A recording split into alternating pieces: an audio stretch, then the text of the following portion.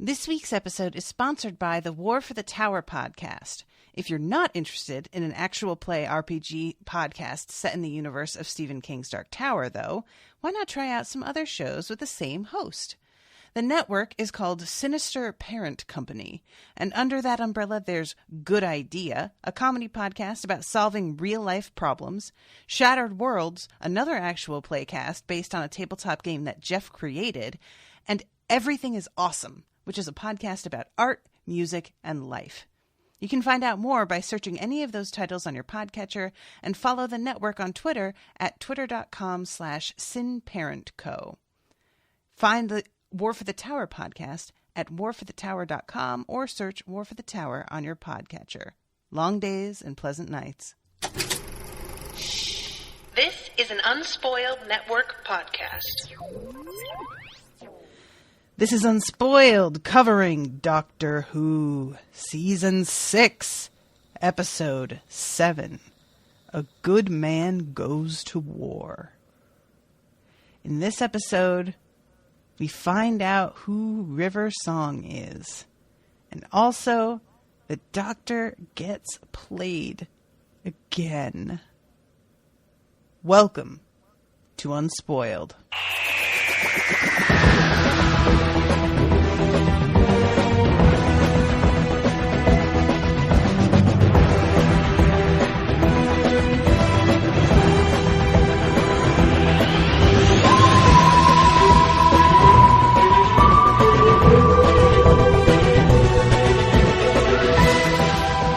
Welcome to the show, everybody. I am Natasha. I'm Jamie. So, I like this episode a lot. I felt like this was it was a fun one, and it was also like felt like the stakes were very real. I started to suspect as soon as she says, I can't be there right now. Today's when the Doctor finds out who I am. And I was like, why today? Oh, no. No. And then she says she named her Melody, and I was like, Song? Is it? No. And then it is. And honestly, that works for me. I like it. I do not know now. Is she the little girl that's like reanimating on the street that scares some guys? What's the word? Not reanimating. Regenerating? Was that her? I had assumed. I don't see many other people walking around with that kind of power. But what causes her to be all alone on the street, man? How does that happen? But it's all beginning to make sense why River is such a troublemaker. Why do you think this makes her a troublemaker? Well, no, not this making her a troublemaker, but if you see her like on the street as a kid that had, it seems, no place to go and nobody like looking after her, she's just going to get up to whatever she feels like getting up to. So she's sort of like, from the limited information that I have, I'm seeing her as like a grown-up street urchin. You know? Streetwise sort of Artful Dodger type. And that is, you know, the vibe that I get from her, so it makes sense. She's not unintelligent. It's not like she hasn't got morals or anything like that. It's just that she's sort of like, well, yeah, rules though. Like, I don't know. They seem a little bit silly. I think I'm just not going to do that. And I just keep trying to wrap my head around the fact that she's a time traveler. Mm-hmm. Because we meet her very far in the future. Right.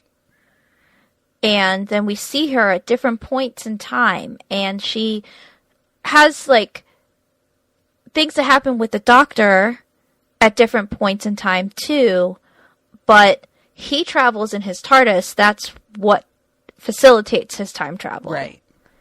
And I'm just curious how she does it. Like, I know she has one of those vortex manipulators, but that's not a TARDIS. Those aren't, like, always usable. Sorry, I turned the episode on and it started playing very loud in my ears. Oh. Repeat your last half of a sentence. She has the vortex manipulator like what Jack had. Right. But those don't consistently work the way, they're not for extended use. Right. True. Is my understanding. So I really want to learn more about River. And when I first saw this, it sort of made my brain like wrinkle. Like, hold on a second. So she's a baby. He now sees her as a baby, learns that this woman that he knows, that he has a connection with, is also this baby. Mm-hmm. How does this work? I just need to know more. Because it doesn't give me the, like, Renesmee, oh God, Jacob disgustingness that did. Oh, definitely not. From Twilight. No. But still, like, now the Doctor knows, in his linear timeline, he knows that Rory and Amy's baby is also River Song. Right. And he's delighted by it. Mm-hmm. And I'm just like, why are you not like, what? Oh, you know what? I'm going to need to go away just for a little while so I can wrap my head around this, because I know we've been smooching and now I feel weird. I mean, I understand your feeling about, like, wanting him to have that reaction, but I'm not mad at him for not having that reaction, because as of right now, we don't know, like, with Renesmee, first of all, the attachment is formed without any sort of, like, he has the benefit of having known her as an adult first. Right. It's not like he's going into this like, oh, she's a child that I'm very attached to for no reason other than, I guess, magic. And we're just going to assume she will also be attached to me and that this is all going to go my way, even though nobody's really asked her. Because she's an infant that was just born. Yeah. So I think that's a big part of it for me is knowing her as an adult first. And then also Jacob is like actively helping to raise Renesmee. And that is the part that I find the creepiest, is that so close to grooming that I can't really get past it. And with the Doctor, I am assuming he isn't going to be spending a ton of time with River as a child. So it doesn't have that vibe to me. I feel like she's still going to do her growing up without him. I'm not, I don't know that to be true. I don't have evidence to prove that. But that's the assumption that I'm going with based on what I've seen so far. And that helps as well. Yeah, and I think that that's an accurate assumption because she's never said, I've known you all my life. Right. It's just that it's clear that they have a history, a connection, but it also seems very clear that that happened as her being an adult woman and not like, well, I've known you since I was 6 and I just always knew I was going to end up with you. Mm-hmm. Like, there's no grossness about it. It threw me a little bit that his initial reaction to, like, silently learning who she is. Right. Was to giggle. And just be like, this is awesome. Except that, like, it's kind of awesome. Like, you're their kid and I love that. Right. So, I mean, I get it. It didn't, like, make me dislike the reveal. I actually loved the reveal. Mm-hmm. Yeah, I feel like this was a reveal that was done really effectively. And it felt like it had built naturally over the course of time versus something that was sort of retconned. Yeah. I didn't get the sense that there was like a bunch of manipulation that had to happen in order to make this work when it kind of doesn't. It helps that she was always a mystery. Mm-hmm. And it's not like the show has been building towards finding out what that mystery is. This show could have gone forever and never told us exactly who River Song is. Yeah. And just given us these, like, adventures with her now and again, and I would have been perfectly fine with it. I kind of thought that's what was going to happen. So did I until this. Yeah. But it's also true that it doesn't feel retconned, although I don't think that this was Moffat's initial plan when he made the character back in season 4. Mm-hmm. Like, I think he just really liked that he made a character that the Doctor has a future with, but that's her past. Right. And decided to bring her back because Alex Kingston is incredible, and you bring her back. Mm-hmm. You find a reason. Mm-hmm. And then her chemistry with Matt Smith is so good that I think I don't know how far back this was seeded. I think just this season. But he could have had this in mind last season as well. Mm-hmm. Yeah. Yeah, this is a really smart. I'm always a fan of when things like this are done that you're like, maybe they didn't plan this from the beginning, but you can't tell. There's no knowing. Yeah. Where there are plenty of reveals where I'm just like, yeah, y'all just decided on this, didn't you? Like, it's not a Deus Ex Machina. Yeah, not at all. And there's still so much to learn about her. Like, okay, sure, now I know that River Song is Melody Pond. Mm-hmm. I get it. But now tell me more. It makes me even more interested in a character I already wanted to know more about. Right. Yeah, and I am, like I said, super curious about what the fuck happens to her as a child, because we just see her apparently, like, left to her own devices and unsupervised out in the open, and I don't understand how this happens, and I'm again assuming that is her, but I'm really wondering what happens to her and how she winds up there. Yeah. I will say, and there's still the big question of who she was taken by and why, because we see this eye patch lady who, my notes give her a name. I don't know if they ever actually said her name in the episode. I don't think so. I don't think so either. And the previous episode recaps called her eye patch lady. This one says her name, but I don't know if that comes up later, so I'm not going to say it. But I don't know if she's the, like, ringleader of this, mm-hmm. and what her purpose is, why she, other than what we learn in this episode about, like, the Doctor is a weapon, and they want to make a weapon to use against him. Mm-hmm. If that was her plan, or if she's working for someone, if she's an agent of something. Right. So we don't know, and because we don't know, it's really hard to even guess, like, what is their purpose, other than the basic, like, we're going to raise her to hate him. Yeah. Yeah, and I don't understand these monks either, and their role in this whole thing. So... Well... Do you remember in, what was that called? Flesh and Stone, and was it called Time of the Angels? The two-parter with River. She was, and it had, Ser Jorah. Okay. He was, that military outfit were called, what were they called? They were a religious order. Okay. And yeah. And so these military guys are also, I guess they're called clerics. They're also that same, like, military outfit, mm-hmm. but at a different time. I think this is an earlier time for them than when we saw Ser Jorah. Okay. This partnership with the monks, they're a whole separate thing.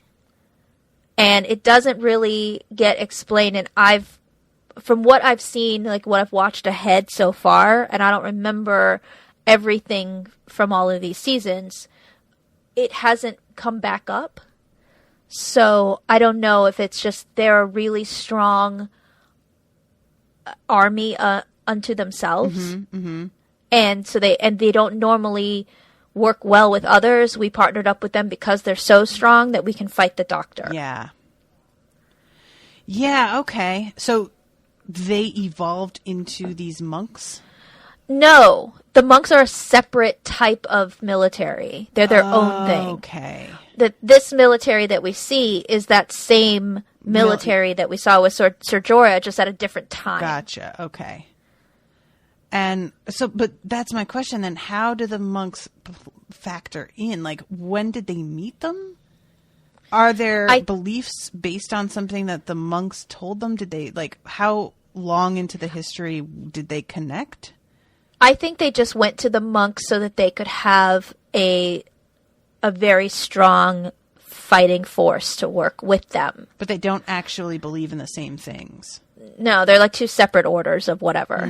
Two separate religions. But the monks, like, I guess, cut people's heads off and keep them animated. And then they have these fire swords and like, some kind of power that shoots energy at people. I honestly, like, wanted to hate those fire swords, but I couldn't do it. They look pretty cool. It's like kind of a lightsaber and sort of the ring wraiths. Yeah. I was thinking, wow, what were they reminding me of in the moment? I'll think of it. But I'm hoping to see more of them because I feel like they're a really interesting premise that they back away from pretty quickly and don't actually do terribly much. And if they don't do a lot with them, I'm not going to be like mad about it, but I am hoping that, you know, there'll be a little bit more about them that we see. They're pretty ruthless. Yeah. And just the idea that they, like, you know, apparently there's this sort of forced conversion thing happening. And by forced conversion, I mean decapitation. Putting your head in a box? You know? What do they do with the heads? That's the thing that he's like, oh, what's in all the boxes? And I was like, oh, no.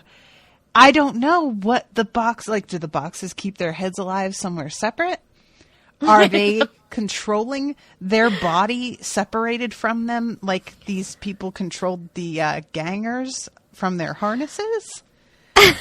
Like, I have to say that what a creepy little detail to have their necks sort of trussed up like little hands. Yep. Oh my God. It's like a balloon that's been tied off. Yeah. It's really unpleasant. Nobody needed that. What fucking psychopath thought of that? You know? Yeah, I'm not interested. Thanks, folks. But I'll pass. So, yeah. All right. Let's start from the, like, we talked about a lot, but what I was going to say was I really appreciate that we don't have to watch Amy give birth.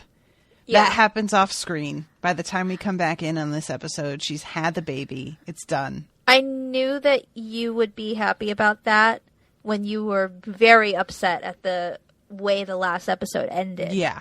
I needed a break. I needed them to have mercy on me. So that is appreciated. And she is telling the baby that I would love to tell you that you're going to be taken care of and yada, yada, yada. But this isn't the time for lies. What you will be is very, very brave. And they take Melody away from her. And there is one woman soldier who is obviously very affected by Amy's weeping and begging for more time. And this girl winds up playing a role a little bit later because it turns out that she joined up with this army just to meet the doctor again because she ran into him once when she was a child. And she figures that the only way to see him again is to get involved in the war against him. Which makes total sense, honestly. They're all just kind of like, well, why are you fighting against him? And she's like, how the fuck else was I going to, like, be guaranteed to be in a place to see him again? I was like, true. Her name is Lorna. Lorna, okay. And then we have Amy talking about how there is a man who's lived for thousands of years, and he is strong and brave, and he's coming for you. And of course, she thinks she's talking about the doctor, and then she says, and that man is your father. And then we get the best Rory moment of the show.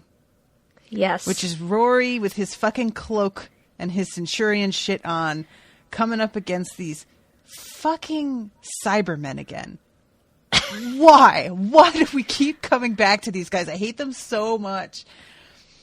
Well, luckily they don't play much of a part here. They don't. I was so glad to see that because I was like, are we really? And no, the answer is no, we're not really. They're just here for this.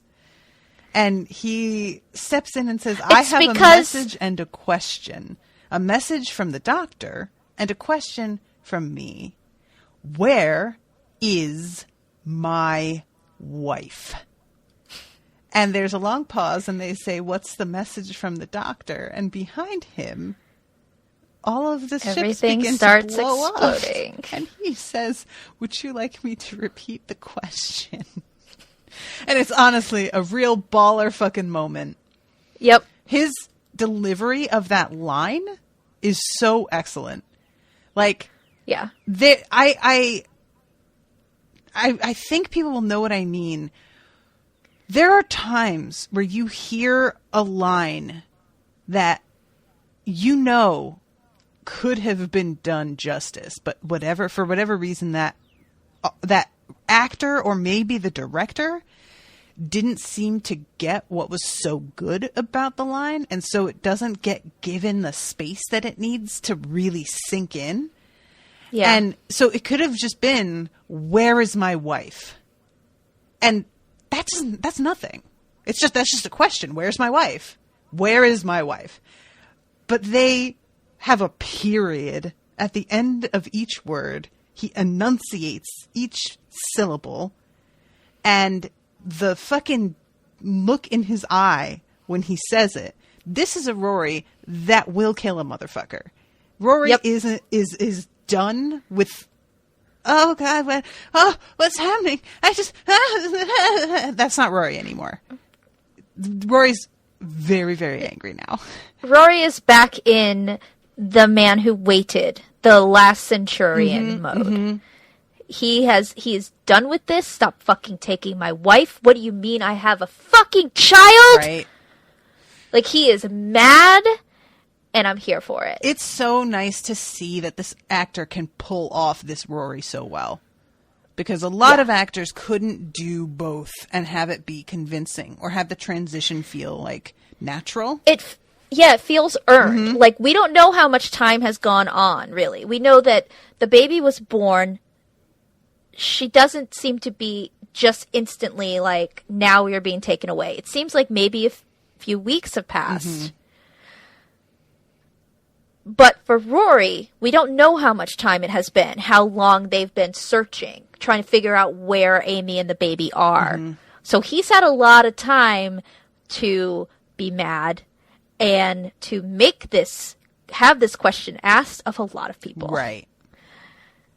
And he's like, I am no longer just a nurse. Now he's a warrior. Y'all know how much I have like stand for Rory from the start, and getting to this point, this is just it's earned. Yeah, and it's just, and it feels so correct in terms of what it would be that really gets him fucking to the point where he's just like, oh no, I'm gonna kill you. I will kill everybody on this fucking ship. I will burn all of this to the ground. This is 100% the thing that would motivate him to do that.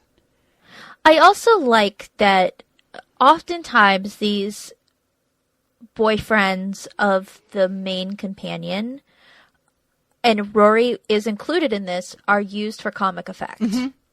They're bumbling, they're not always brave. They did this with Mickey. Yeah. Mickey also turned out to step up and be like, fuck all of this. I'm going to fight. And that was a great turn for Mickey as well. Mm-hmm. And for him, it wasn't about Rose, which if it had been about Rose, it would have been a little disappointing. For Rory to always feel like he is unappreciated by both the doctor and Amy. Mm-hmm. And then for him and Amy to really build their relationship, and for that to all have been not even Amy. Right. Even though it kind of was, because she seems to remember. all of that. Yeah, like I think she was in command of that version of herself. Yeah, like she says, I remember being in the TARDIS. I remember going places. Mm-hmm. So they did grow their relationship regardless of it being an avatar, essentially. Right. He's just grown. He's been through a lot, and he's grown from it instead of continuing to be damseled or bumbling or like freaked out by like what does all of this mean? Oh my gosh, I don't understand. Mm-hmm. It's time travel. Like he's just every step of the way has gotten stronger as a person. Yeah. And then for this, like when I first saw this, I like jumped up off my couch and was just like, fuck yes. So happy this is Rory. Because I loved him from the start too. And it also paired up against how Amy is talking about him as if he is the Doctor. It would have been for, if you wanted to do this a different way that I would hate, it could have been, he's very brave and he's coming for you, yada, yada, yada. And then Rory trips over his cloak, stumbling into the room. Right. Like we're going to have it be that she really believes in him and he's doing his best, but what a goober, Right. He's still a doofus. Yeah. But instead they're like, no, we're going to give him this moment. And she's going to, like, all of her faith in him is going to prove to be completely correctly placed. Yeah. And that is something that I really appreciate as well, because it's just honestly a trope that I would think men would be sick of as well, that there's the super capable woman who, like, it just has a bit more of her shit together, and then the guy who can't manage to do anything right. Mm-hmm. And it's so played out and so tiring to see that all the time that you would, like I said, really think that dudes would have more of a problem with it. But it's played often as like, oh, well, we're showing how great women are at things. And it's like, no, but this is playing into a whole thing with like women needing to manage men and them being like giant children. But then when we want any actual power, we're told that we couldn't possibly handle it. And it's like, you need us to run everything. Don't fucking play with me. Right. Like the only time that we can handle things is when the man beside us is a complete moron. Right. But otherwise, let the menfolk take care of it, and we'll just sit back here and cower. And even if the guy is an idiot, it's always sort of like treated that, well, he's the ideas guy, though. Like, he's still good at the thing. He's just not good at the details. And he has her to make sure that things go smoothly. But it's not that he's bad at his job. No, he's bad at his job. It's fine. Just admit he's bad at his job, and she should have his job, and he shouldn't have his job. But anyway, that's a different podcast. We had that podcast once. Right. It was exhausting and you had to quit. I did have to quit. So, yeah, everything behind him blows up. It's very good. And so the reason that he goes to the Cybermen, because you were wondering, like, why do we have to see these fucking creatures again? Right. It's because it's the 12th Cyber Legion, and they are at a command center, and they just know everything that's going on. Mm-hmm. So, like, they're basically like an information hub. That's why he goes to them specifically. Like, nothing happens that you're not aware of. Right. So fucking tell me. And we're going to blow up all your little satellite ships over here. By the way. In the meantime. Yeah. And I love the camera coming in on his face right before he says, would you like me to repeat the question? And honestly, in that moment, Rory can get it. Yep. I'm on board with that as well. He can get it. It's just that look. When dudes get that look, I'm just like, all right, just tell me what you want me to do. Oh, it's fine. This is a Rory that you could see actually fighting, not necessarily in battle, because battle's totally different, but like getting into a fist fight. Oh, yeah, for sure. This is a, like, Samuel Jackson in Pulp Fiction kind of moment of, English, motherfucker, do you speak it? Oh, God. That movie. So we cut to a couple of dudes. The fat and thin, gay, married... What was the other thing he says? Soldiers? Marine? Soldiers. I feel like there was another descriptor in there. But maybe that was it. And they are talking about what just happened because apparently the news of what went down has traveled already. And as they are walking around and discussing all of the doctor's like famed exploits and things that he has been rumored to have done, there's, you know, a lot of kind of back and forth with people throughout the episode on whether or not all of that is even true. There is somebody over the intercom talking about how you are not supposed to interact with headless monks unless you have divine permission, and that any interaction will result in death, and that's like apparently the least of our worries because it can be worse than death, evidently. They could take your head off and still, like, you're not done. And as they pass by Lorna, she is sewing something, and we don't find out until later what it is. But it turns out to be what she calls a prayer leaf, which is supposed to ensure that a child returns to its parents. And she gives it to Amy later in a great moment where Amy's initial response is, "Can I have your gun? Because I feel like you are going to keep talking." Yeah. Which I'm not even a little bit mad at her about. You know what? You don't be cute. Don't try and like act like we're friends and you're on my side when you're holding me and doing nothing. I'm not mad at her for that. Now, Lorna, I get where she's coming from. Don't get me wrong, but still. Go ahead, Amy. You have every right. And this is when we see the husband get taken away and the whole like, oh, what's in the boxes? And they're like, oh, it's customary for, how do they say it?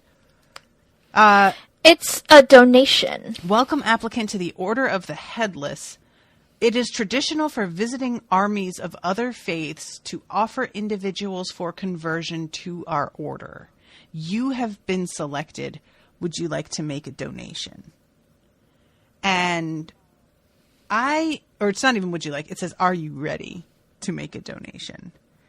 And then we have this like sliding shut of like a breaker door. A guillotine. It looks like a guillotine, but it's not, but it's clearly is. Pretty good cut, honestly. I like that. Pun intended. So I feel real bad because I guess his husband doesn't know what happened to him, right? Yeah. Yeah. That sucks. Yeah. I feel bad for husband. And I don't know that we ever see him again because, like, how could you tell? Right. How would we know? So then we get the montage of the assemblage of all of the Doctor's various allies, or at least people who owe him favors. Yes. And the first one that we see is one of the reptile people. Her name is Vastra. Vastra. Yeah. She has just killed Jack the Ripper. Yep. Which is honestly great. I love it. She found him to be stringy. She is delightful. I really enjoy her a great deal. Now, the girl who's her maid here. Yep. Her name is Jenny. Is Jenny the one that comes with her? Yes. Are they in a relationship? Are they? Because they really look like they are gonna fuck that moment when she's like, I've been insensitive again. How do you put up with me? She gives her this look And Jenny gives her a look like, I would climb all over you right now if we were alone together. It was a very pronounced question by many, many viewers as, oh my God, is this a nice Victorian interspecies lesbian relationship? And everybody was so here for it. There's got to be a lot of fanfic out there about this. Probably. I mean, that's a good time. Plus, there's that moment where Vastra, like, stops one of the soldiers from trying to get out by whipping him with her tongue, and then Jenny gives her a look. Yep. Like, it's not subtle. Really, the look is just, yeah. They leaned into, are they a couple? Mm-hmm. And, like, I honestly, when Jenny appears later, she just looks so different than she does in her maid's uniform. Like, she looks way younger in the uniform. So I was like, I think that's the same girl, but it doesn't look like her. And she's wearing pants, and she's got her hair pulled back, and she I like them. I like them both a lot. Well, she's got her hair pulled back as a maid also. I guess that's true, but she has a little, poofy maid's hat on. Yeah, so she's like, well, something happened up in the drawing room, if you want to come look at it. And Vastra goes upstairs, and there is a TARDIS chilling in her drawing room. And apparently it's just going around picking everybody up. Yep. So then we go to 4037 AD. And it's like they're dressed in sort of Revolutionary War clothing, but it's the future. Mm-hmm. And there's a little boy who's not doing well, and they're like, we need to get a nurse. And a Centauran comes in and is like, did somebody call for a nurse? And the Centauran is amazing. This dude is the best, and I am going to employ this tactic when I talk to people I don't like from now on. That you look forward to beating them in battle one day? Yes. Perhaps one day you and I shall meet on the field of battle, and I will destroy you for the glory of the Centauran Empire. And the little boy just says, thanks, nurse. He is serving penance. Right. I know that we had a Centauran episode a while back. I do believe this is one of the Centaurans from that episode. His name is Strax. He's serving this penance, and the penance is, instead of just serving as a nurse, which I'm sure for a Centauran is demeaning enough. Right. But he cannot serve as a nurse for his own kind. Right. He has to serve as a nurse for humans. Pretty good. Yeah. I like it. Saving the weakest and the sick. So yeah, just as this father is asking him who came up with that, the sound of the TARDIS comes through, and he says, perhaps my penance is over. And then he goes, Captain Harcourt, I hope someday to meet you in the glory of battle, where I shall crush the life from your worthless human form. Try and get some rest. Again, I really am going to keep this in mind. Just assuring somebody that I really want to see them dead and be the one who does it, but in the most cheerful, polite possible wording and stance as well. Yeah. There's nothing aggressive about anything that he's like displaying. It's just the words themselves that are very like, what the fuck did you just say to me? But it takes you a second to realize what he's actually said, because he's so nice about it that he's just sort of like, oh, maybe next week we can get drinks. Like, that's as much inflection as there is in any of this. So then we go to River, and she is calling the security team to tell them that she's breaking in not breaking out. You can turn them off. This is River Song going back to her cell, and I'm taking breakfast at the usual time. Thank you. And she's in a late 19th century bustled gown with a muff and everything, and is in a great mood. And we find out that it is her birthday, which should have been the first clue. And that she went ice skating with the doctor, and they were sung to by Stevie Wonder. Ice skating on the frozen Thames, which was the last of the, what does she call it, frost fairs? I do not remember. But yeah, in like 1870 something. Yeah. And Stevie Wonder sang 1814. to her. Sorry, I put it as much later than it was. Last of the great frost fairs. Yes, you're right. Okay. And then he's like, Stevie Wonder. She's like, don't tell him. Oh my God. Do you know about these rumors that Stevie Wonder isn't really blind?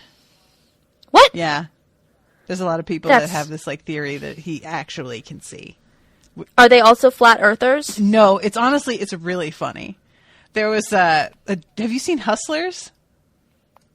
No, I bought it, Natasha, and I haven't watched Jamie, it yet. There is no excuse at this point. You have been in quarantine. You have had all the time in the world. You know what I did in quarantine? I played Animal Crossing. You can do both. It's a portable game. But yeah, there is a point in Hustlers where one of them says that like Stevie Wonder came to the strip club one time, and one of the girls is like, what the fuck is he doing in a strip club? And somebody says, the girl who danced for him swears to God he is not blind. And I really enjoy that little joke. But yeah, here the whole joke is we took him somewhere and he just did not realize because he could not see where he was. And he sang for me. So Rory is not here for all of this good moodedness. He is trying to get her to come with him. And she tells him that she can't because this is the day that he finds out who I am. And he is upset with her.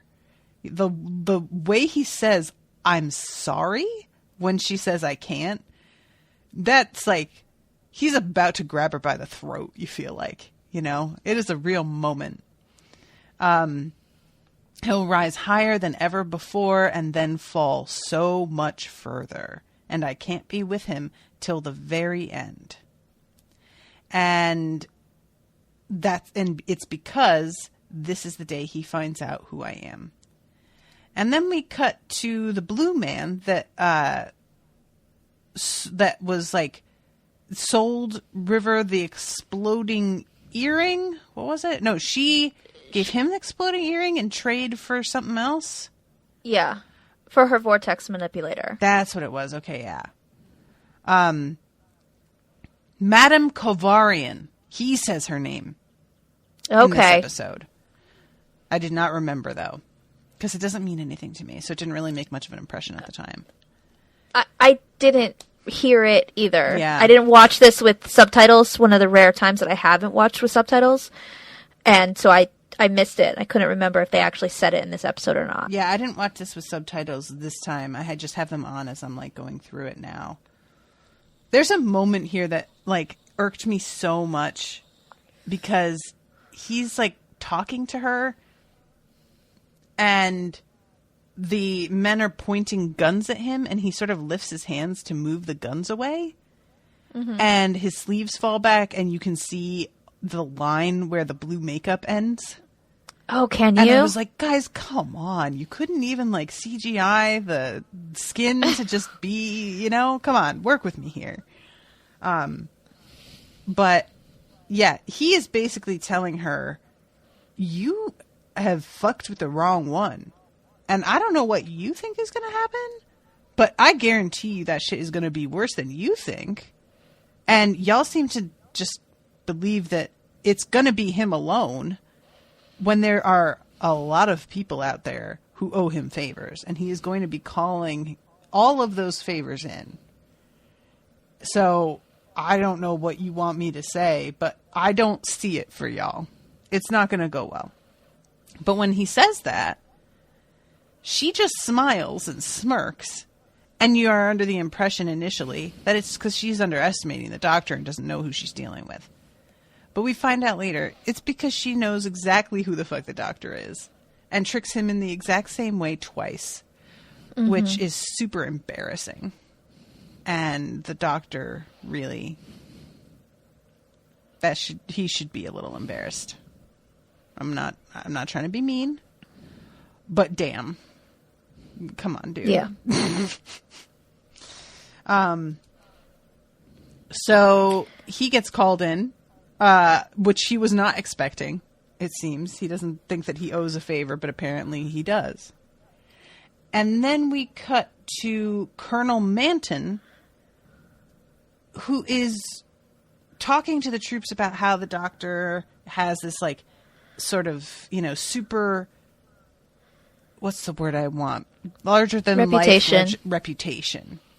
And that he says he's not a goblin or a phantom or a god or a trickster. He is a living, breathing man. And I'm like, I mean, he's not, though. You know that, right? He is, but... I mean, technically, yes, he's living and breathing. He's not a man. He's not a human. I feel like the word man is for human. He's a male. Okay. He's a male Time Lord. But I wouldn't call him a man. I suppose he's just simplifying it because he just looks like a human man. This man can regenerate. Like, Yeah. that just really takes it off the table.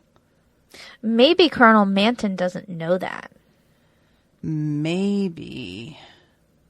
Maybe he doesn't really know much about Time Lords and what they're capable of. I feel like they seem to have completely, like, researched who he is, though, in order to get their hands on a child that was like him. Well, how do we know what he had to do with that? He might just be, like they say earlier, the gay couple talk about how they were hired to fight the doctor. Right. So they're just following orders. It's possible that he doesn't actually have all the information. He's not in the top tier decision makers here. Well, he's just the muscle. maybe. That's also embarrassing. Everybody should be embarrassed. Well, and Getting he this gets involved when you really don't know anything about the whole story. yeah. Yikes. He also gets put in his place by the doctor, who, gives him a whole new name. It's like, they're going to call you Colonel Runaway. That's one of those things that's like so petty. And yet I, again, can't be mad about that.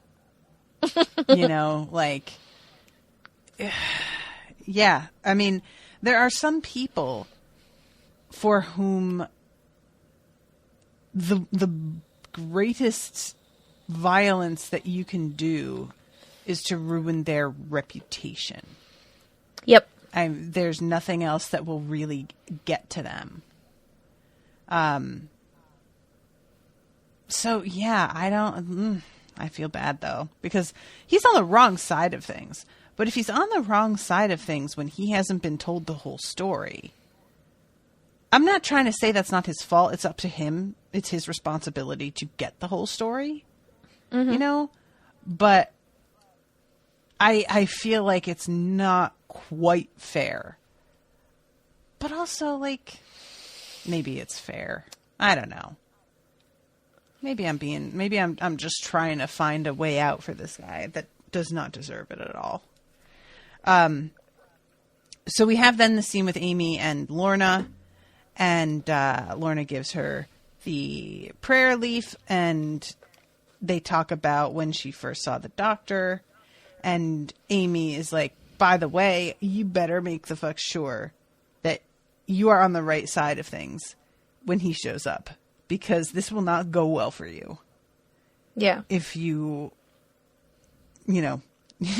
if you look like the enemy, that is exactly what you're going to be. So be careful about that. This girl looked so much like Jennifer Garner in the like chin, mouth, cheekbone area. Yeah, in profile for sure. Yeah. Even her eyes a little bit. It's just really her nose that is a totally different shape and everything. But she's very pretty. Then we have the continuation of the Colonel's speech and the interruption by the Doctor after all of the lights turn out. And it's pretty good. I enjoyed this moment. The Colonel manages to get everybody to calm down by eventually like repeating "We are not fools" over and over again, which was a pretty good move. Mm-hmm. This was like one of those moments where you're like, okay, I see why you are in the position that you're in, kind of thing. You know what I mean? Like, you are a leader because you have managed to talk everybody down from being in this, like, being on the edge of completely losing it. Because they fire at one point without a target. Honestly, they're just like firing at random. And it's on the edge of completely falling out of control. And he keeps them from just descending into chaos. Yeah. But the Doctor appears to have outsmarted them all because all of these, like, there are all of these soldiers that appear around the perimeter that, like, sort of flash into being that weren't there a second ago. Yep. They were wearing, like, cloaking mechanisms or something, I guess? They probably use some kind of teleport. Okay. It's the Silurians and the Jadoon. Right. The Silurians... No, those are the Centaurans. The Silurians are the reptile people? Yeah. Which ones are the Jadoon? The rhinos. Right. Okay, yeah. So then we go to the scene where Rory and what's her face? What's her name? The bad lady? Cyclops lady? Not Kevorkian, hold on. Kovarian? Yeah. Where did it go? Kovarian, yeah. He comes at her with a sword, wanting to know where his child is, where Amy is, and the pirates appear. We have a lot of callbacks this episode, and even the pirates come back. Mm-hmm. Also, the Spitfires that are outside when the Doctor says, "Danny boy, light him up," or whatever, those are the World War II fighters whose planes were upgraded by Daleks in the Winston Churchill episode. Okay. Last season. Gotcha. I have to admit, I was thinking the same thing that I got to the same conclusion as the characters on the show a little before they did, which is to say, they finally begin to say that was too easy. And I was like, it really was. Don't get me wrong, it was super well organized, but so like one could be forgiven for just being like, well, they just realized that they were fucking cornered. But I was just like, that doesn't feel right. That's not enough. And so I was really relieved to find out that this was purposeful and by design. And, we wind up finding out that this was all just another ploy. We don't see Rory find his child either, which might have been the other giveaway. He just shows up to Amy's room with it in his hands. Well, he does stop her. She's going to get on her ship, and he's like, and we see Lorna overhear her saying that the Doctor must think that he's winning until the trap closes is set. And then Rory appears and confronts her, And she taunts him about, like, I've got a crew of 20 men with 20 men waiting in it. And he's like, yeah. And then that's when the pirates come out and basically, like, taken her ship. But she expected all of these things. Mm-hmm. And we don't know that. So we can assume, because we just saw a baby be put on her ship. Right. That then, because the pirates took that ship, that's how Rory gets his baby. Now we know that baby was a decoy. Right. All of this was a decoy. So I wonder, like, how that worked. I just am curious about how that was set up. But regardless, we have the very emotional meetup between him and Amy, and I love him saying, "Oh God, I'm crying. I was supposed to be cool. I wanted to be cool, and look at me." And that made me giggle a little bit. That's how it works, baby. You have got to be a mess. I mean, I would think less of you, sir. You know, if you did not fall apart like this. Right, and, like, imagine all the things that he's going through right then. Mm-hmm. Like, he didn't even know she was pregnant. He knew that she thought maybe she was, and that she hadn't told him because she was afraid that, you know, the baby being conceived on the TARDIS would make it deformed in some way. Right. But then she's like, she would have a time head. And then she's like, oh, I'm not pregnant, though. And so they stopped thinking about it. And for all these months, just not thinking about it. That she's not pregnant, so it's nothing to think about. And then to find out, oh, she was. This Amy that I've been with was a plastic person, basically. Right. And now, here, I have my wife back and a baby. Yeah. And holy shit, look at this baby. I can't imagine. I don't know if I've said something about this on the show, but there was a woman that is in a group that I am in, and we are friends on Facebook. We were not, you know, close friends or anything, but she was somebody that I had gotten to know pretty well from this group. And she disappeared for a minute and then showed up again, and it turned out she had been going to the doctor because she was feeling like she had a lot of stomach pains, and she had polycystic ovarian syndrome, so she thought it was something to do with that. And the doctors kept putting her off and saying it was nothing. And it turned out, by the time they figured out what was going on, she was 8 months pregnant and had no idea. What? Yeah. She had no idea. But what about, like, the growth? She thought she was gaining weight, and that's what they thought too, because polycystic ovarian syndrome can lead to weight gain. Needless to say, if you are an average woman goes into the doctor for stomach pains, usually the very first thing they ask is, are you pregnant? And make you take a pregnancy test. Yeah. She was not taken seriously at all.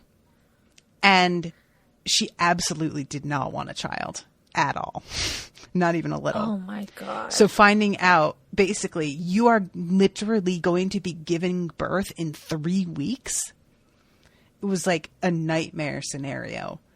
And me, as somebody who also does not want children ever, I lost my mind reading this account. And, like, not only did she go through that, but the guy who knocked her up, she found out a month later had been cheating on her for half a year. Ugh. The whole thing was just a fucking horror show. And I organized, like, this fundraiser to get her some financial help because she was going to have a ton of medical bills, you know, all of this stuff. And she wound up giving up the baby for adoption to another woman in the same group who had just found out that she was infertile after trying a bunch of times to get pregnant over the course of a couple of years. So it wound up working out beautifully. And the woman lives near enough that she can go and see her son occasionally, even though she did not want to raise him and have that responsibility and didn't have the resources either. But that, like, you know, this idea of like, oh, I didn't even know I had a kid. And it sounds like the kind of thing that only happens if you're like a deadbeat who like, walked away from the woman and didn't stay in touch and ignored her messages or whatever. But this sort of shit really does happen. I mean, there's a whole TV show, I Didn't Know I Was Pregnant, based on this kind of thing. And the emotional whiplash of that, I just can't wrap my head around how you like live your life after it gets so upended by something that is life-changing, that you don't even get the customary 9 months of preparation to adjust to. And 9 months is not a long time either. I would be suing the fuck out of everyone. I'm pretty sure she is going to, because she had gone to see doctors, I think, no less than at least 5 times throughout the course of this pregnancy, trying to figure out what was wrong with her. And they all just kind of hand-waved her. So Was she overweight? I think she was some. I don't really remember, honestly. I don't remember her body. I know her face. Because that's usually when women are brushed aside like this. I mean, it happens to women of all shapes and sizes in the medical field. It's a big problem. But when women are overweight, it's even worse. Right, definitely. Yep. So that's one of those just, this moment for Rory, I'm like, yeah, this is not like that far off from things that actually happen to people. Yeah. But he's happy about it. He's happy versus the guy that she found out was cheating on her for a bunch of time. Yeah. So, let's see. I'm trying to jump ahead because there's a lot of stuff that we sort of talked about already. Yeah. Oh, there's the moment where the doctor finds out that the baby is not just a human baby. Yes. I think it's it's Strax. No, Strax is the Centauran. It's Vastra. Vastra, thank you. She asks him, is she human? And he's like, yeah, what are you talking about?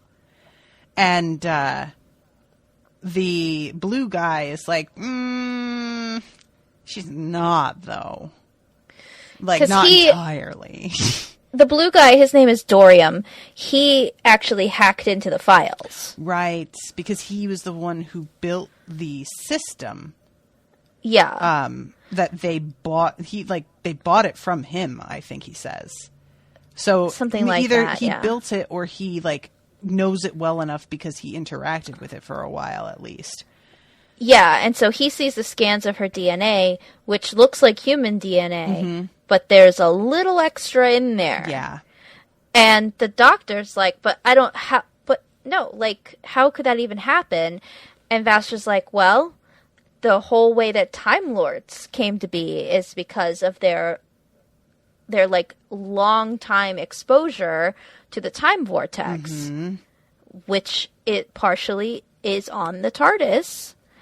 And he's like, but no, I mean, they were never, and he starts going through their whole time on the TARDIS and he realizes, oops, the first time that they were on the TARDIS in this time stream, because I rebooted the universe, was on their wedding night.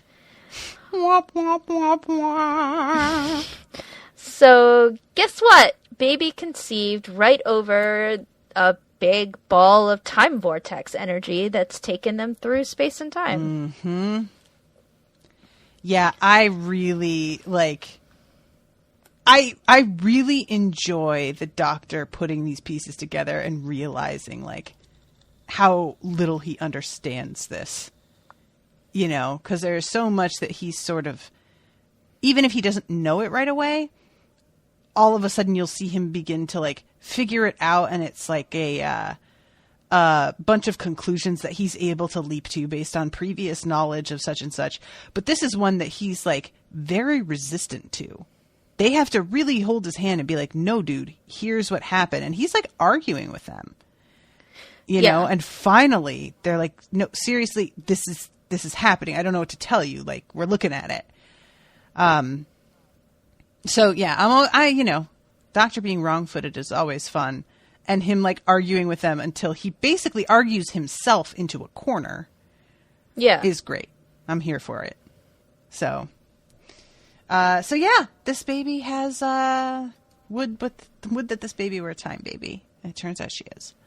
Not entirely, but like a little bit. Okay, so the doctor then is like, as he's figuring this all out, he thinks back to, you know what? There's a point. He flashes back to River telling him she forced her way out of the suit. She must be incredibly strong.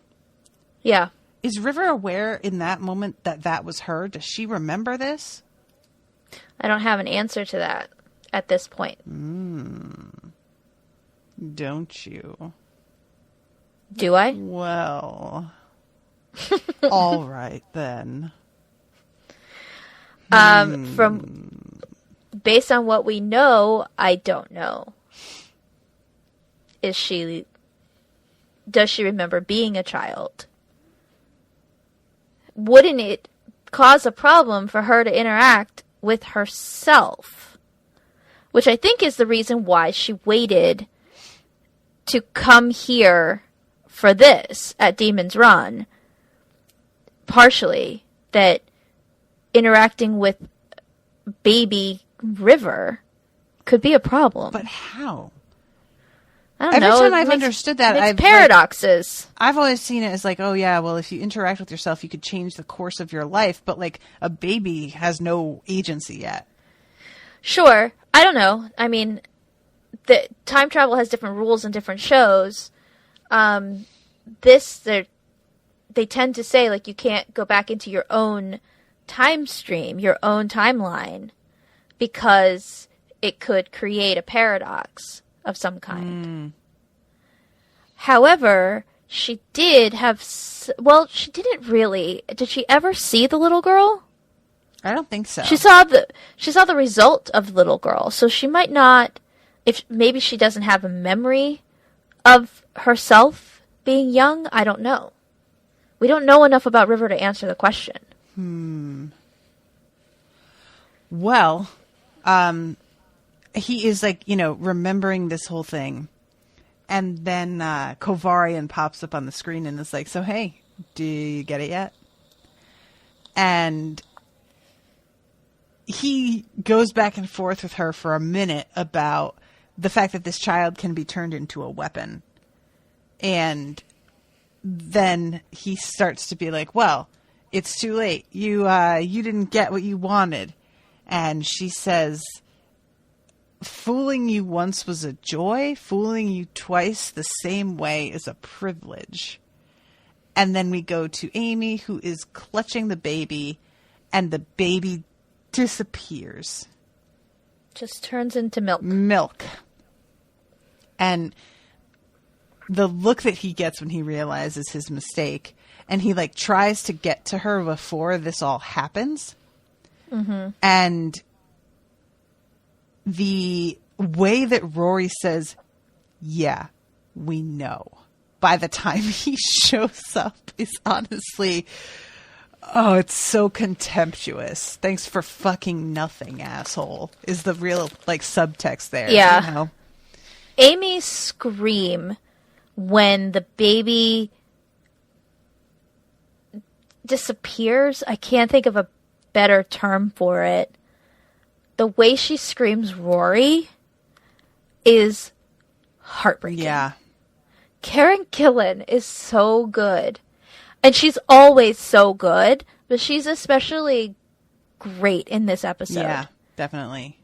Because she's vulnerable the whole time. She's not quippy. She's not being a brat about things. She is 100% vulnerable the entire episode. And when that happens, it was just like, gives me goosebumps listening to that scream.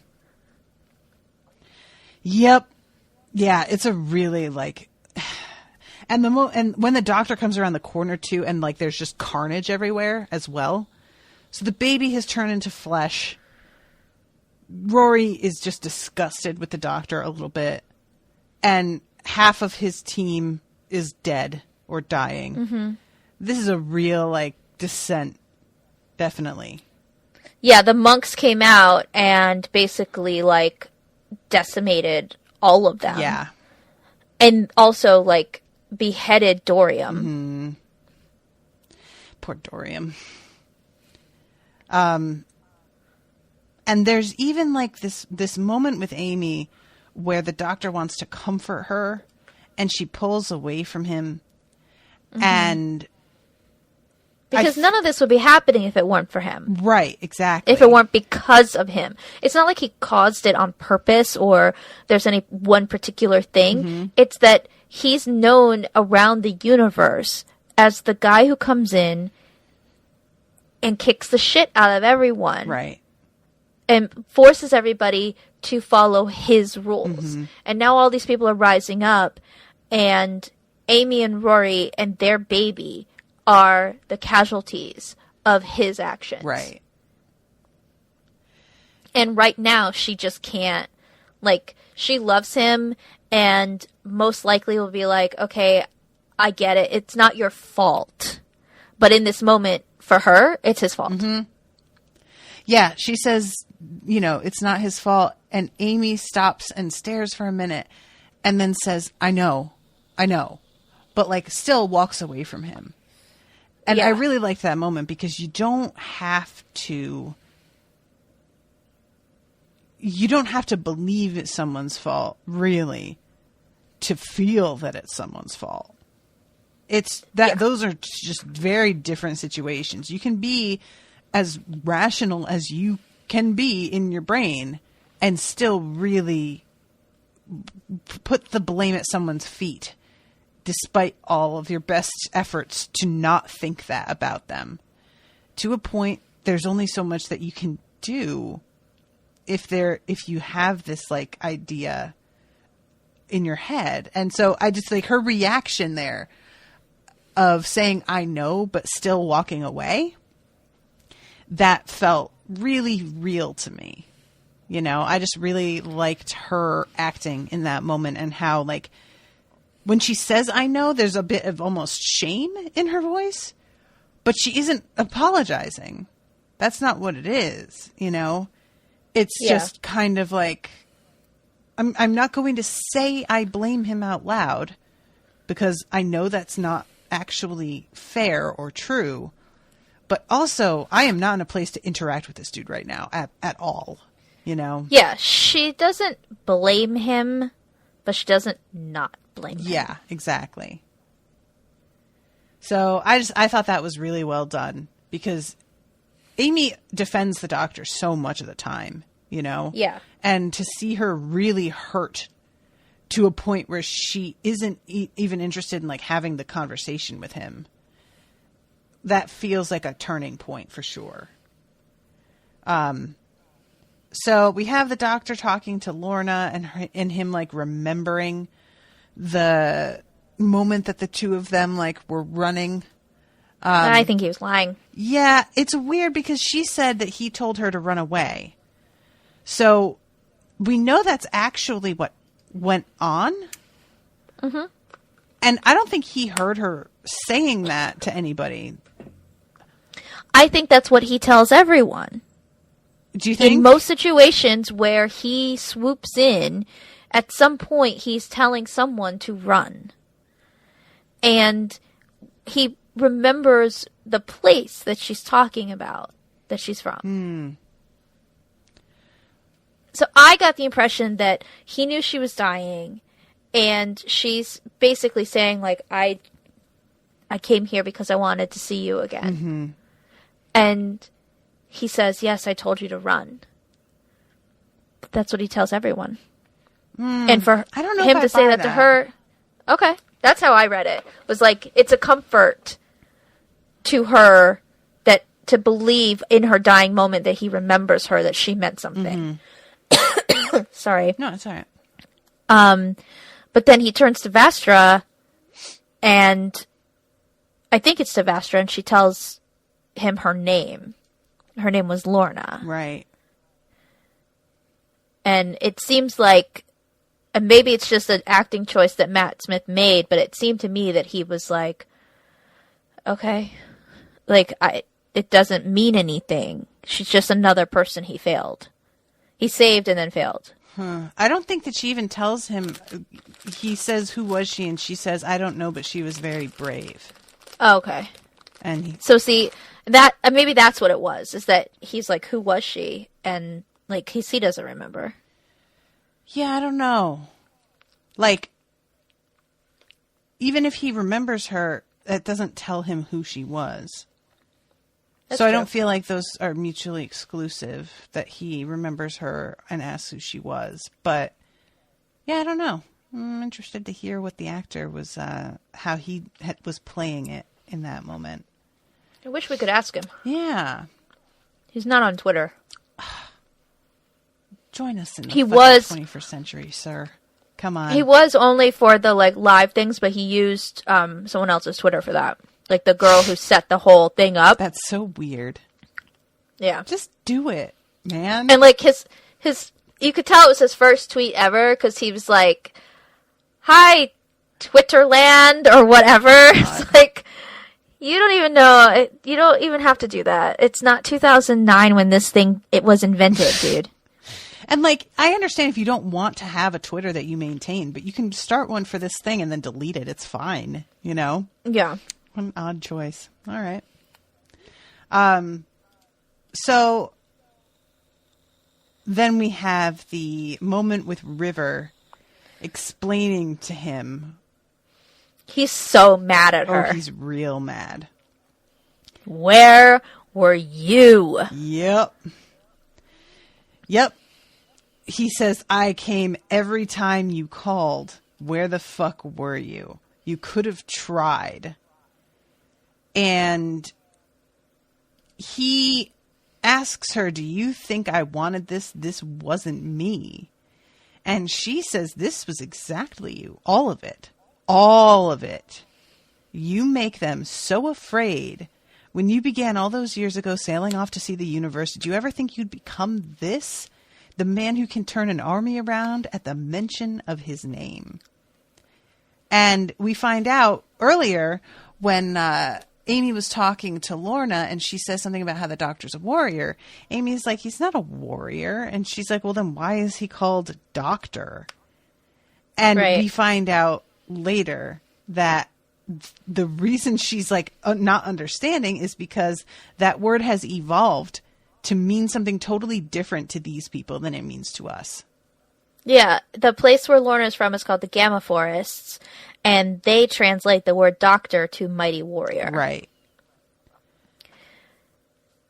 It's kind of messed up. And that's also how a lot of different cultures probably see him, because he swoops in, saves the day, and swoops out, that, well, he must be a warrior. He's a fighter. But he just sees himself as like, I'm the smart guy in the room who's going to fix the problem. He doesn't see how because he leaves. Right. So he doesn't see what effect he has on places. Mm-hmm. Yeah, she's very sort of accusatory. Mm-hmm. Not sort of, she just is. And to a degree, that isn't his problem.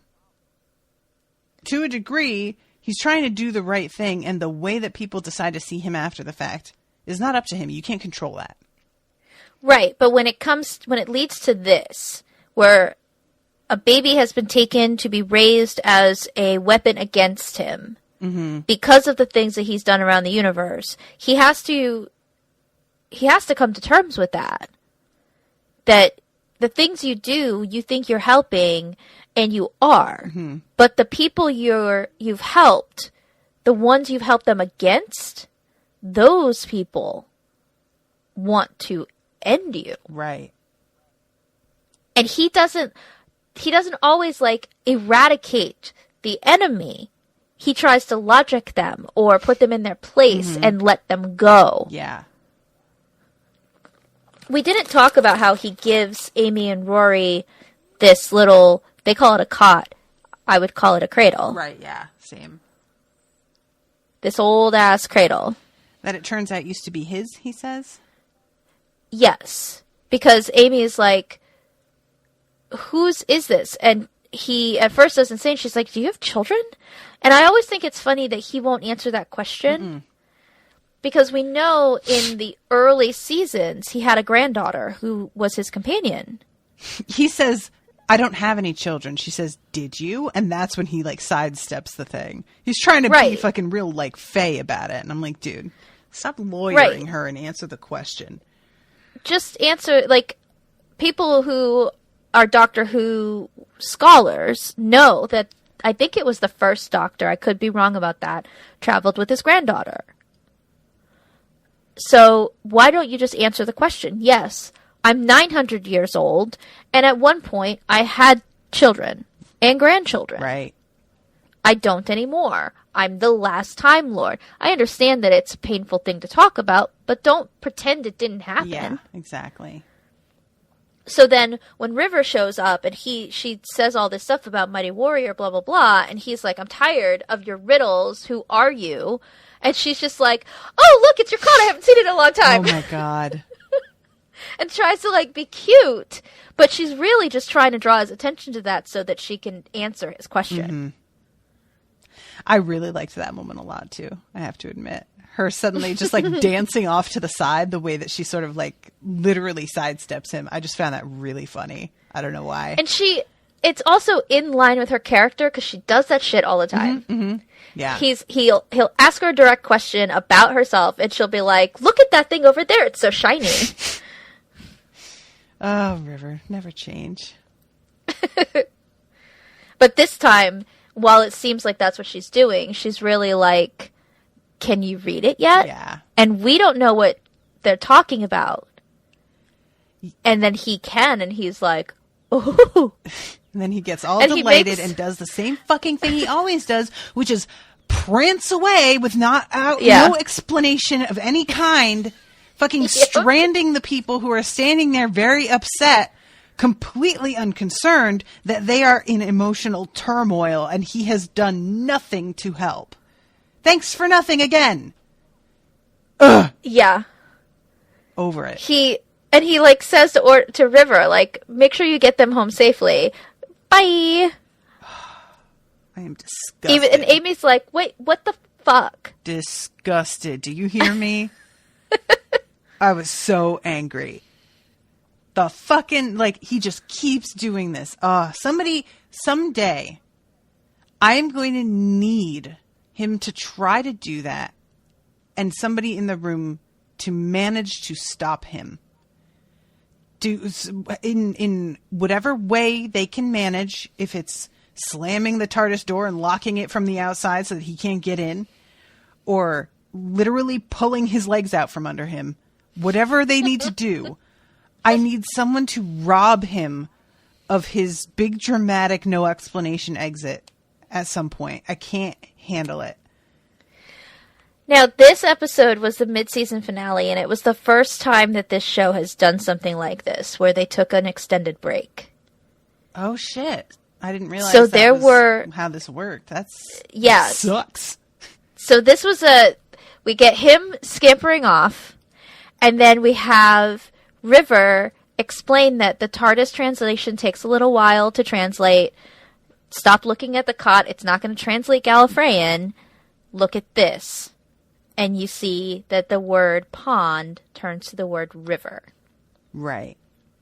And so River at some point took the name Melody Pond and flipped it backwards and made it River Song. Right. Because those were the words that were stitched on this little prayer leaf. And then they, like, end the episode, and it was several months before we get the next one. The internet must have lost its goddamned mind. I remember sitting there, because this was the first episode I watched after I moved from Rhode Island to Oklahoma to live with my boyfriend. And at the time, he was filming a show in Tulsa, so he was living in this, like, extended stay, like, apartment. Okay. And so I was by myself. He was at work, and I was watching this episode, and I remember just sitting there and being like, what the fuck? And, like, could not wrap my head around all of the things I just learned, and being, like, super excited because I love River, and I have loved River since her first episode. Mm-hmm. And then being like, wait, but she's she's the adult version of Amy and Rory's kid, and when does the show come back? Surprise. So yeah, it was fun to sit there and have no one to talk to about it. Just be like, what do I do now? Tragic. So yeah, guys, that is the end. And River just has to stand there being older than her fucking parents.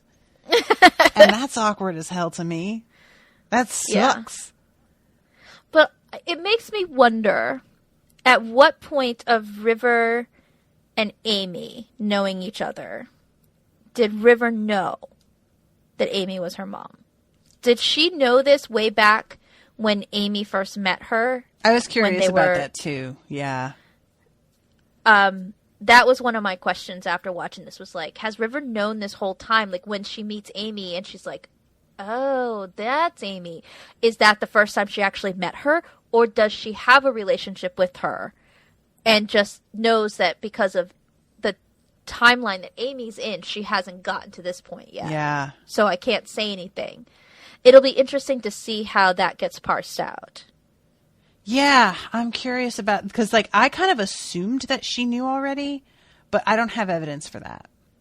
So, right, I would assume too, but you can't tell by performance. You can't go back and rewatch it and be like, "Oh, River knew, and she was being really careful." Because I knew upon rewatch, and was not getting little like very subtle drops that you don't pick up on until you know the whole story. So it's really hard to say. Yeah. Until she says something in the show that tells us, at this point is when I knew that these were my parents. Because we don't know what her childhood is either. Right. So we don't know when she learns. Interesting. Well, I guess we'll find out. But yeah, somebody actually asked me if I could do a live watch of this episode. And at the time I said I didn't have time in my schedule. But they texted me this morning, like they tweeted at me this morning, and I didn't realize until after I replied that they meant this episode that we're recording on right now. So whoever asked me, sorry, I had actually already watched it by then even. But yeah, I would not have been able to fit it into the schedule either way. But what can you do? Well, there was quite a bit of trivia for this episode. Okay, go ahead. Unsurprisingly. Hit me. Amy became a ganger sometime between A Christmas Carol and The Impossible Astronaut. Because remember, we were wondering, like, when was she still Amy? Right. And that seems to be the last time we saw Amy as Amy was in A Christmas Carol. Okay. So from the beginning of season 6, she was already a ganger. Weird. River states that she cannot be at Demon's Run until the very end. This would be explained as her avoiding a paradox. However, the River that said this looked at her diary first, suggesting that she simply knew she wouldn't be there until the end, as she was a later version of River's song. Oh. So we don't know. Gotcha. It's hard to say. Yeah. In a Doctor Who Confidential, Alex Kingston explains that the entire set was shocked when she revealed River's true identity. Oh, that's fun. I like when they're able to keep that kind of secret. That's tricky. Yeah, and there's something else further down I'll get to about that. This episode was originally titled Demon's Run. It was changed to A Good Man Goes to War, although His Darkest Hour had also been considered as a title. I think any of those would have been good. I like Good Man Goes to War because it could be about Rory. Well, there is something about that as well. By coincidence, the German title for this episode is Demon's Run. Oh, okay. A Good Man Goes to War, as noted by Stephen Moffat, aside from being episode 7 of this series, is also the 777th episode of Doctor Who. Moffat stated there were no 7 puns in the episode, as the coincidence was only observed after it was shot. Thank God, because I don't need any of your fucking puns, right? Moffat. Come on. The end credits list Russell T Davies as creating the Ood and the Jadoon. However, no Ood appear in this episode, in the Brilliant Book 2012, it was stated that we would have seen Ood Sigma assist the Doctor's army, but the scene was cut. Okay. Ood Sigma was the one who kept appearing to the 10th Doctor. Oh, right. I forgot about that whole thing. Okay. According to Stephen Moffat, he wanted to include Jack Harkness in the Doctor's army, but could not because John Barrowman was busy filming Torchwood. So that's unfortunate, because he would have been fun. Huh. It's always weird to hear about all of the things that, like, were considered and then, you know, like, just how different things could have gone. Like, having the Ood cut for time or whatever is one thing, that's fine. Like, we barely see the Jadoon anyway. You see him once and then you never see him again. Right. But having Jack in this episode would have been really interesting because he has not interacted with Amy and Rory, and he has, I think, interacted with River once. But I can't remember if that's true or if I'm making that up. Because I think I've always wanted to see them together, but I honestly can't remember if I ever have. Somebody please remind me if they have interacted previously. Actually, I don't think they have. I think I just always wanted it. 'Cause how fun would that be? Yeah, that would be a good time. I would enjoy that. Yeah. Plus, having Jack... The two of them have a very similar energy in a lot of ways. Yes, they do. And then having Jack with Matt Smith would have been interesting as well. Mm-hmm. So that's a bummer that Barrowman was just busy and couldn't fit it in. Yeah. This episode features a unique sound mix on the opening theme music, which features the sound of the TARDIS. No Series 6 episode before or after featured this version of the theme. And I didn't even notice that. Yeah, I didn't notice that either. Interesting. I wonder why. The title of this episode is more ambiguous than one would think, partly because of the Doctor's own admission that he is not necessarily a good man, because he has so many rules, but also because of Amy's opening narration, which misled the viewer into thinking she was talking about the Doctor rather than Rory. Yeah. These two instances lend weight to the idea that the good man of the title may refer to Rory rather than the Doctor. I really, too, want to point out, like, how much better the misdirect in this episode is than the other one. Yeah. I mean, it makes so much more sense and just is done so much more effectively, and it doesn't feel like just a lie and a trick, you know? Right. This wasn't them tricking the audience into making us think that Amy's, like, still hung up on the Doctor. Yep. The episode solves the fan debate as to whether or not the Doctor is speaking Gallifreyan and that it was being translated by the TARDIS. Oh. Because the Gallifreyan was not translated by the TARDIS. Mm-hmm. There was a rumor that the Gallifreyan writing on the cot bears the Doctor's actual name. Whatever is written on the cot is not confirmed. A false ending for the episode, written by Moffat explicitly to keep the real ending a secret from as many people as possible, including cast and crew, does have River revealing that the cot shows the Doctor's real name. However, this version of the scene was never intended for broadcast, nor was it even filmed. Oh. So they probably read that in their scripts when they did their table read. Right. And then when they filmed on the day, they switched it. And clearly Alex Kingston was the only person who knew the truth. That's kind of funny. I don't know if I could handle, like, I am not the person that you want to trust with that kind of secret. I don't think I could do it. Yeah. The Church make their second appearance, although some soldiers have the rank of cleric printed on their uniforms. Manton is referred to as colonel instead of a religious rank such as bishop. The dates given on screen mean that this is the Church a century after their first appearance. So this is after when we met them before. Okay. A century after. Damn. Yeah. The only water in the forest is the river, which River uses to explain why the people of the Gamma Forest translate pond to river, was spoken to Rory by Idris. The Doctor said it would mean something someday. That was in The Doctor's Wife. Because Rory asks the Doctor about it, and the Doctor's like, it'll mean something someday. Huh. I did not remember that moment. Wait. Yeah, when she's dying... When she's stopping, like, not being a human anymore and becoming back into the TARDIS, she whispers that to Rory. Oh, okay. And then he says he tells the doctor that she said that because he doesn't know what she means, and the doctor doesn't either. And he's like, it'll make sense someday. And this is that day. And then the story of Lorna meeting the doctor is actually some kind of story that's called Lorna's Escape. I don't know if it's a book or a comic or what, but it says prose, Lorna's Escape. Huh.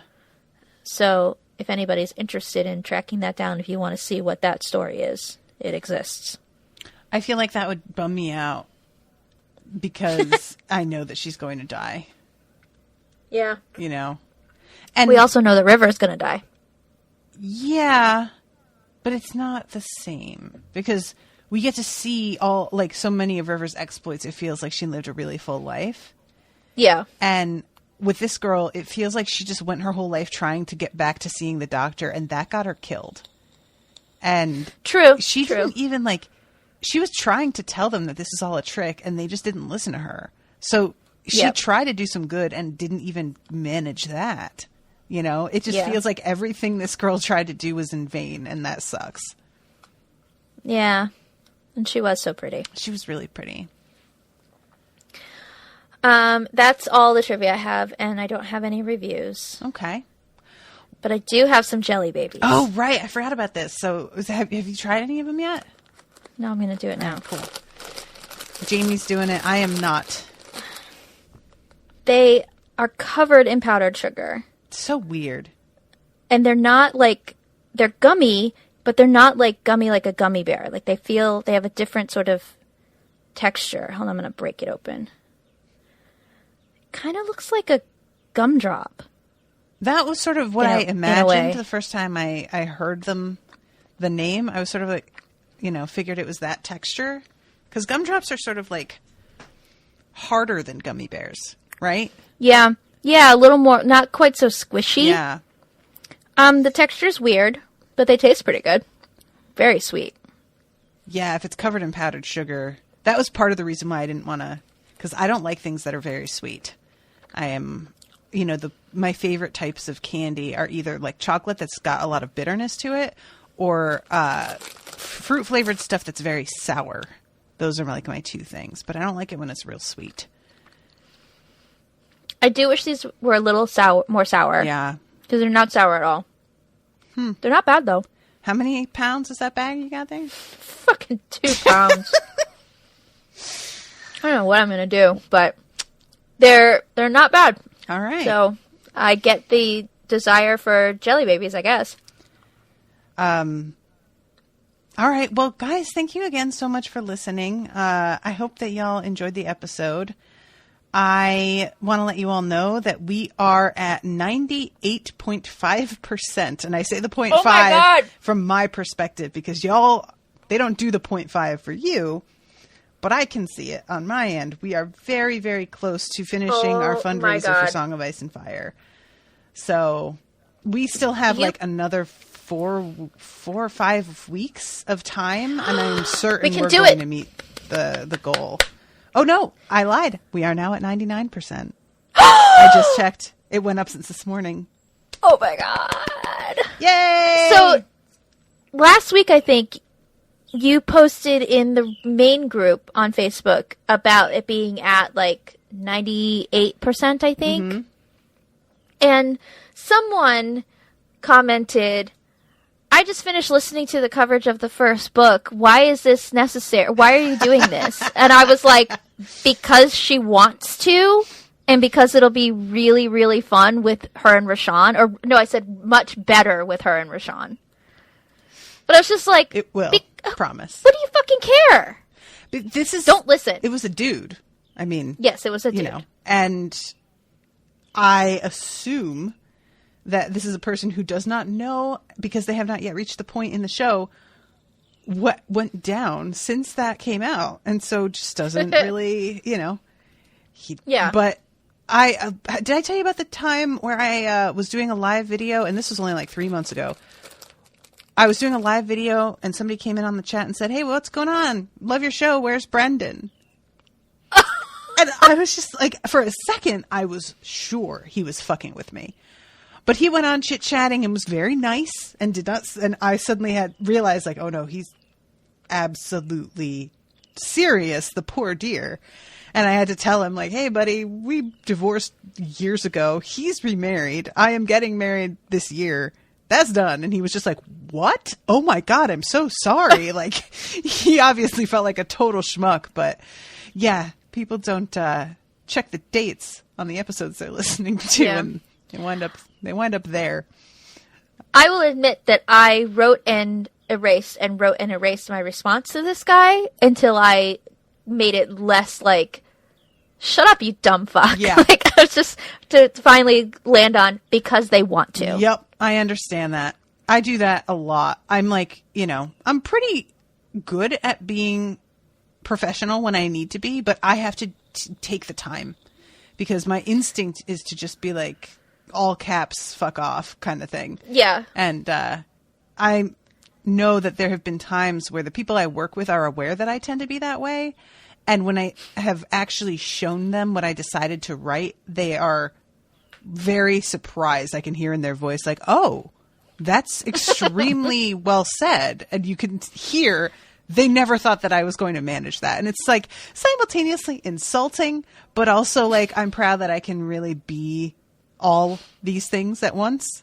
Like, what was the conversation we had last week where you said that Candace said that she came to you because you're her like logical level-headed friend. Level-headed friend, and you're like, what the fuck? Mm-hmm. And I was like, well, no, because I mean, you are. You might start out mad, but you get there, and that's what you present. Is like you let all the other stuff go before you actually respond most of the time. Well reasoned. I try. Because I know I've learned that doing that leads to a better outcome. But It is not always easy to manage. It's not. So anyway, 99%. I am stoked about it. Thank you all so much.